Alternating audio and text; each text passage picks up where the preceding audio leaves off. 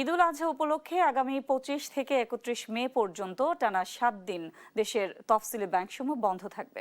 তবে তৈরি পোশাক শিল্প খাতে শ্রমিকদের বেতন ভাতা পরিশোধ ও আমদানি রপ্তানি কার্যক্রম সচল রাখতে নির্দিষ্ট শিল্পাঞ্চলে ২৫ ও ২৬ মে সীমিত পরিসরে কিছু ব্যাংক শাখা খোলা রাখার নির্দেশ দিয়েছে বাংলাদেশ ব্যাংক। সোমবার এই সংক্রান্ত একটি সার্কুলার জারি করেছে বাংলাদেশ ব্যাংক। কেন্দ্রীয় ব্যাংক বলছে, জনপ্রশাসন মন্ত্রণালয়ের প্রজ্ঞাপন অনুযায়ী আগামী ২৩ মে শনিবার ও ২৪ মে রোববার তফসিলি ব্যাংকসমূহের সব শাখা উপশাখা স্বাভাবিক সময়সূচি অনুযায়ী খোলা থাকবে।